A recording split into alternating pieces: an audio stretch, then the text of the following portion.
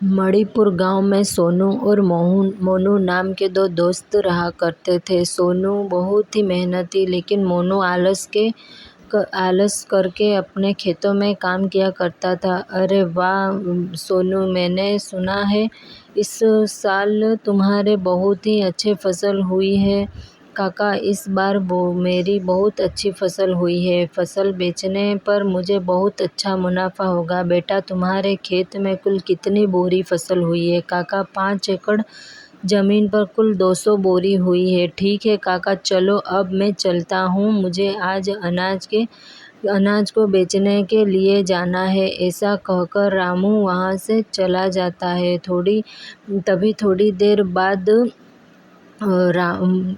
थोड़ी देर बाद मोनू भी वहाँ से अपने खेतों की ओर जा रहा था। अरे मोनू बेटा, कहाँ जा रहे हो? काका, खेत में फसल की बोरियां हैं, आज सुबह जल्दी जाकर मैंने भर दी थी, अब उन्हीं को लेने जा रहा हूँ।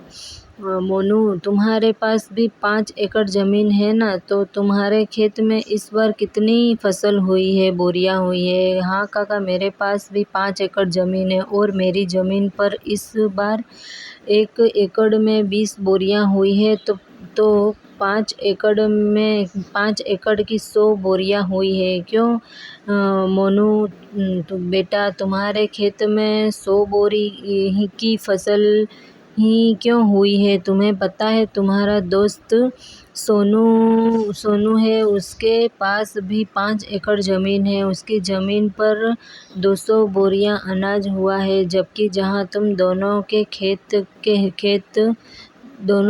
खेत हैं, उधर के इलाके की जमीन तो एक जैसी।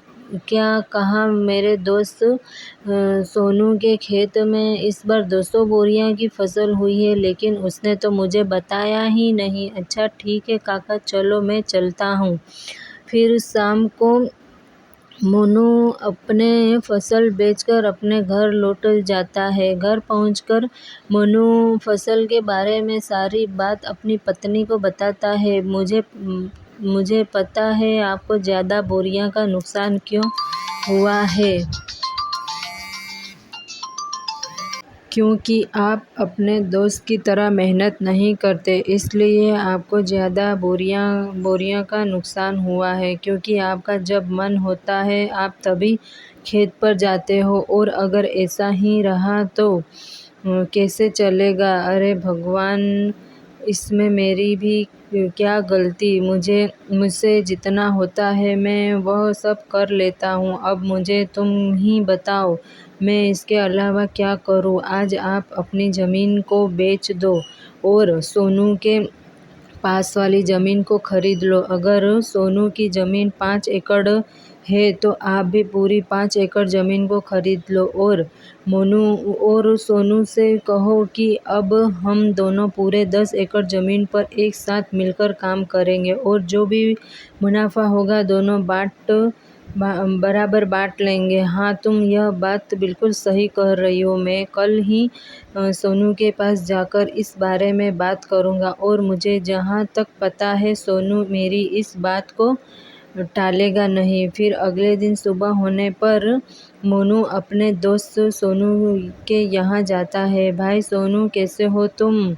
मोनू, मैं अच्छा हूँ, तुम बताओ, तुम सुबह सुबह यहाँ कैसे आ गए? सोनू, हम और तुम दोनों बचपन के बहुत अच्छे दोस्त हैं, तो मैं सोच रहा था कि मेरी ज़मीन को मैं बेच दूँ और तुम्हारी ज़मीन के पास ही ज़मीन खरीद लूँ, वह भी तुम्हारी ज़मीन के बराबर, पूरी 5 एकड़। हाँ हाँ मोनू भाई, खरीद लो। यह तो बहुत ही अच्छी बात है। मुझे भी मेरा एक अच्छा पड़ोसी मिल जाएगा। लेकिन सोनू, अगर तुम्हें ऐतराज़ ना हो तो अपने दोनों मिलकर तुम्हारी और मेरी ज़मीन पर खेती करें, क्योंकि दोनों अलग अलग मेहनत करने से अच्छा है दोनों एक जगह ही मेहनत करें। इससे अपने दोनों को अच्छा मुनाफा भी होगा। हाँ, मोनू भाई, मुझे मुझे इस बात से कोई एतराज़ नहीं है। चलो अपने सेठ मणिलाल के यहाँ चलकर ज़मीन को खरीद ले और बेचने की बात करते हैं, क्योंकि मेरे खेत के पास की ज़मीन सेठ मणिराम की है। फिर दोनों सेठ मणिराम के पास चले जाते हैं। सेठ जी, सोनू के पास वाली जो ज़मीन आपकी है, मुझे उस ज़मीन को खरीदना है तो खरीद लो।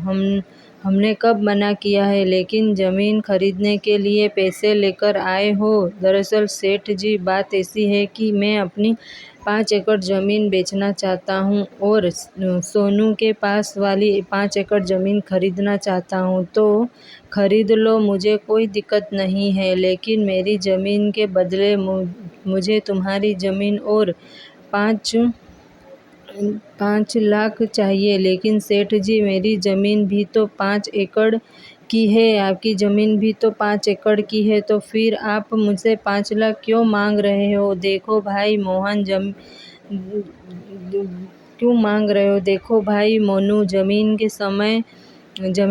समय की के हिसाब से कीमत होती है। अगर तुम्हें लेनी है तो लो, 5 लाख दे दो, वरना कोई बात नहीं। ठीक है सेठ जी, चलो आप 5 लाख ले लेना, लेकिन आपकी बस ज़मीन मुझे दे दो। फिर मोनू सेठ मणिराम से उसकी ज़मीन खरीद लेता है। फिर ऐसे ही कुछ दिनों बीतने के बाद, सुनो भाई मोनू, हम कल से खेत में हल चलाना होगा, इसलिए कल सुबह तुम तैयार रहना खेत जाने के लिए। अरे यार, हल चलाने में तो बहुत मेहनत लगती है, बैल के साथ साथ पूरे खेत में चलाना पड़ता है। मुझे इस काम से बचने के लिए कोई ना कोई बहाना तो बनाना ही पड़ेगा। अरे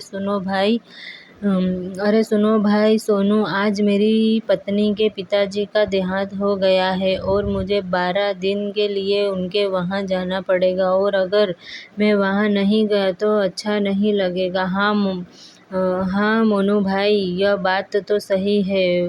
वह तुम्हारे पिता समान है, तो तुम वहाँ चले जाना। तुम्हारे हिस्से का काम भी मैं ही कर लूँगा, तुम बेफिक्र होकर चले जाओ। मुझे तो ऐसा लग रहा था कि तुम इस बात के लिए बिल्कुल नहीं मानोगे, पर तुम सच में मेरे बहुत अच्छे दोस्त हो। मैं 12 दिन बाद वापस आकर तुम्हारे साथ खेत में बहुत मेहनत करूँगा। फिर थोड़ी देर बाद मोहन अपनी पत्नी के साथ उसके ससुराल चला जाता है, और इस बात से सोनू बहुत परेशान हो जाता है। सोनू जी, आप इतना परेशान क्यों नज़र आ रहे हो? क्या हुआ, क्या बात है? अरे कुछ नहीं, मोनू अपनी पत्नी के साथ उसके मायके गया है और खेत में बहुत काम पड़ा है। अरे तो आप परेशान मत होइए, वो जब तक नहीं आते मैं आपके साथ खेत में काम करवा दूंगी। फिर अगले ही दिन से सोनू अपनी पत्नी राखी के साथ मिलकर हल चलाने का काम शुरू कर देता है। फिर कुछ दिन बीतने के बाद सोनू मोनू की यहाँ जाता है। सुनो भाई मोनू, बारिश के दिन चालू हो गए हैं और थोड़ी थोड़ी बारिश भी अपने आने लगी है, तो मैं सोच रहा हूँ अपने दोनों मिलकर बारिश के पानी के जाने के लिए रास्ता बना दे। अगर अपन पानी के जाने के लिए रास्ता बना देंगे तो अपने खेत में बारिश का पानी एक जगह जमा नहीं होगा।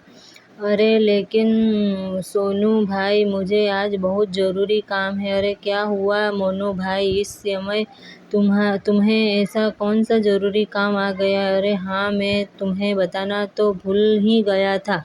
मुझे तुम्हारी भाभी को लेकर शहर में डॉक्टर के यहाँ जाना है, क्योंकि 2-3 दिन से तुम्हारी भाभी की तबीयत बहुत ख़राब चल रही है। ठीक है मोनू, तुम चले जाना, मैं यहाँ का सारा काम काज देख लूँगा। फिर मोनू अपने मन में सोचता है, अरे वाह, यह तो मेरी इतनी जल्दी ही बात मान गया। मेरे हिस्से का काम भी करने के लिए तैयार हो गया। दोनों मिलकर खेती-बाड़ी करेंगे। यह तरकीब मेरी बिल्कुल सही रही, नहीं तो मुझे अकेले ही खेत में इतना सारा काम करना पड़ता। क्या सोच रहे हो मोनू भाई? तुम चिंता मत करो, मैंने कहा ना, मैं यहाँ का सारा कामकाज देख लूँगा। तुम निश्चित होके भाभी को डॉक्टर को दिखा लाओ। वहीं तो मैं सोच रहा हूँ कि सारे काम काज तुम्हारे ऊपर छोड़कर शहर जाना मुझे बिल्कुल अच्छा नहीं लग रहा है, मगर क्या करूँ, जाना तो पड़ेगा ही। फिर मोनू अपनी पत्नी को लेकर शहर चला जाता है। वो दूसरी ओर सोनू बारिश में भीगता हुआ अपने खेत में बारिश के पानी को जाने के लिए रास्ता बनाने लगता है। फिर रात होने पर सुनो जी, मुझे ऐसा लगता है जब अपने खेत में कोई काम नहीं होता तो आपका दोस्त मोनू घर पर ही रहता है, और जैसे ही आपको खेत में कोई काम होता है वह कोई न कोई बहाना बना लेता है। मेरा शक बिल्कुल सही है, वह जानबूझकर बहाना बनाता है और शहर चला जाता है। यह तुम क्या बोल रही हो? तुम ऐसा बोलकर मेरे दोस्त के बीच में झगड़ा करवाना चाहती हो? वह मेरा बचपन का दोस्त है, वह मुझे कभी धोखा नहीं दे सकता। आपको मेरी बातों पर बिल्कुल भी विश्वास नहीं है ना? देख लेना, कुछ ही दिनों में आपको सच का पता चल ही जाएगा। फिर ऐसे ही कुछ दिन बीतने के बाद फसल तैयार हो जाती है। मोनू भाई, चलो आज हम फसल की कटाई करनी है, क्योंकि आज शाम को ही मुझे मेरी पत्नी के साथ साली की शादी में जाना है, और आज फसल को नहीं काटा तो कल से फसल खराब होना शुरू हो जाएगी। हाँ, सोनू भाई, चलो आज अपने फसल को काटकर बोरिया में भर लेंगे। पूरी फसल को काटकर बोरिया में भर लेते हैं, फिर वह दोनों खेत में चले जाते हैं। ठीक है मोनू भाई, अब अपने सारी फसल की बोरियां तो भर ली, और अब शाम भी हो रही है, तो मैं साली की शादी में जाने के लिए निकल रहा हूँ। तुम इतनी अनाज की बोरियां को बैलगाड़ी में भरकर अपने घर ले जाना। जब मैं कल आऊँगा तो अपना इस अनाज को मंडी में बेच आएंगे। अरे भाई, तुम चिंता मत करो, जब मुझे काम था तो सारा काम तुमने अकेले ही किया था, और अब तुम्हें काम है तो मैं सारा काम अकेले ही कर लूँगा। तुम इस बात की बिल्कुल भी चिंता मत करो, मैं इन बोरियों को बैलगाड़ी में भर कर ले जाऊँगा। फिर मोनू सारी फसल को बैलगाड़ी में भरकर घर ले आता है। सारी फसल को यहाँ क्यों लेकर आए हो? मंडी में बेचकर क्यों नहीं आए? वह क्या है ना सोनू, उसकी साली की शादी में गया है और वह कल सुबह तक लौटेगा। उसके आने के बाद ही हम इन बोरियों को मंडी में बेच आएंगे। चलो, यह तो अच्छा है कि सारी बोरियां आप यहाँ लेकर आए हो। मेरे पास एक तरकीब है। बताओ क्या तरकीब है, और यहाँ फसल को लाना क्यों सही है? देखिए, आपका दोस्त कल सुबह तक नहीं आने वाला, और इतने में अपन इन सारी बोरियों को अपने घर के पीछे वाले कमरे में रख दे तो सारी फसल का पैसा केवल अपना होगा। हाँ, यह बात तो तुम बिल्कुल सही कह रही हो, लेकिन अपन सोनू को क्या बोलेंगे कि सारी फसल कहाँ गई? अरे, इस बात की आप चिंता मत करो। कल सुबह जब आपका दोस्त फसल लेने के लिए आएगा तो बोल देना कि सारी बोरियां घर के बाहर ही रखी थी और पता नहीं यहाँ से कौन चुरा कर ले गया। बस इतना ही बोल देना, इसमें आपका दोस्त क्या ही कर पाएगा, वह कुछ नहीं बोलेगा। अरे वाह भाग्यवान, तुम कितनी अक्लमंद हो, तुम्हारा कितना दिमाग चलता है। मैं तो केवल खेत में काम करने से ही बच रहा था, तुमने तो सारी फसल को ही अपना बना लिया। वाह भगवान वाह। भाग्यवान वाह, आप इस काम में बिल्कुल भी देरी मत कीजिए। आप सारी बोरियों को बैलगाड़ी से उतार कर घर के बाहर ही रख दीजिए ताकि गांव वाले भी देख सके कि बोरियां अपने घर के बाहर रखी है। फिर रात होने पर अपन दोनों मिलकर बोरियों को छुपा देंगे। फिर रात होने पर दोनों पति पत्नी मिलकर सारी बोरियों को घर के पीछे वाले कमरे में छुपा देंगे। फिर अगले दिन सुबह होने पर सोनू और मोनू लकी यहाँ आता है। अरे मोनू भाई, तुमने सारी बोरियां कहाँ पर रखी है? चलो आज अपन उनको मंडी में बेच आते हैं। हाँ सोनू भाई चलो। फिर वो दोनों घर के बाहर जाते हैं। अरे बाप रे, मैंने अनाज की सारी बोरियां तो यहीं रखी थी, कहाँ गई बोरियां? अरे मोनू भाई, तुम ये क्या बोल रहे हो? कहाँ है सारी बोरियां? मुझे नहीं पता, मैंने सारी बोरियां कल शाम को यहीं ला कर रखी थी। मैंने सोचा था कि यहीं से सारी बोरियां उठाकर अपन मंडी में बेच आएंगे, लेकिन अब क्या करेंगे? अपनी सारी बोरियां तो चोरी हो गई। क्या अपनी सारी अनाज की बोरियां चोरी हो गई? हाँ, यह चोरों का ही काम है। नहीं तो यहाँ पर रखी हुई बोरियां भला कौन लेकर जाएगा? मोनू भाई, तुम यह क्या किए? पूरे 6 महीने की मेहनत को तुमने चोरों के हाथों में सौंप दिया। मुझे तुमसे यह उम्मीद नहीं थी। अरे सोनू भाई, यह तुम क्या बोल रहे हो? तुम तो ऐसे बोल रहे हो जैसे उस फसल में तुम्हारे अकेले का ही हिस्सा था और मैंने चोरों को जानबूझकर वह बोरियां हाथ में दे दी हो। उस फसल में मेरा भी तो हिस्सा था, नुकसान मेरा भी तो हुआ है।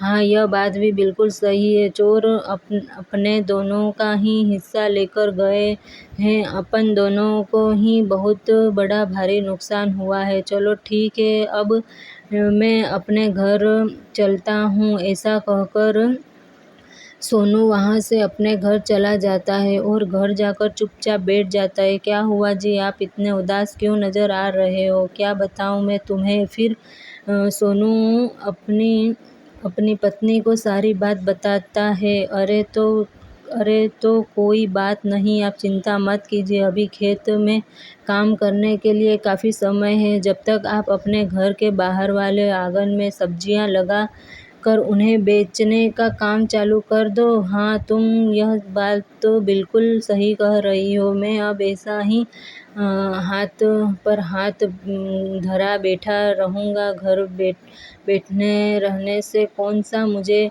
बैठे बैठे पैसा मिल जाएगा। फिर सोनू सब्जियां लगाने के लिए अपने घर के बाहर के आंगन में खुदाई करने लगता है। तभी खुदाई करते करते उसे एक मटका दिखाई देता है। अरे यह तो सोने चांदी से भरा हुआ मटका है। यह तो मेरा अच्छा भाग्य है। अगर मेरी फसल चोरी नहीं होती तो मैं कभी यह सब्जियां नहीं लगाता और ना ही यहाँ ज़मीन पर खुदाई करता। अगर इसमें से एक सोने का सिक्का भी बेच दिया तो मेरी फसल के बराबर मुझे पैसे मिल जाएंगे। फिर सोनू अंदर जाकर सारी बात अपनी पत्नी को बता देता है।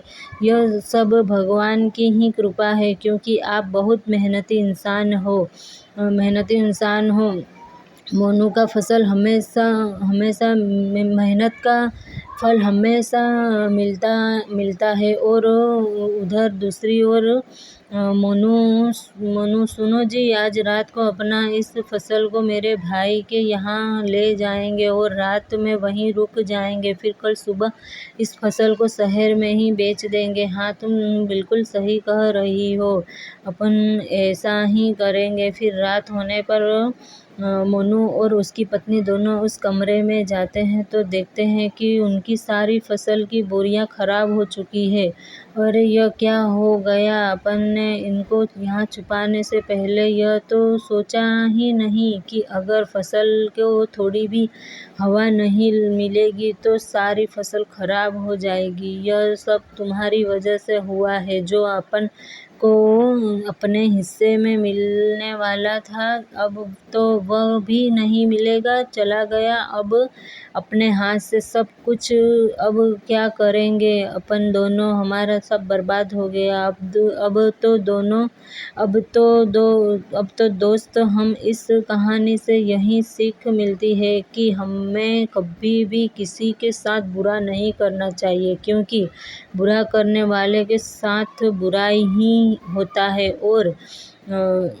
और सोनू बहुत ही मेहनती आदमी था, तो उसे उसकी मेहनत का फल मिल ही गया।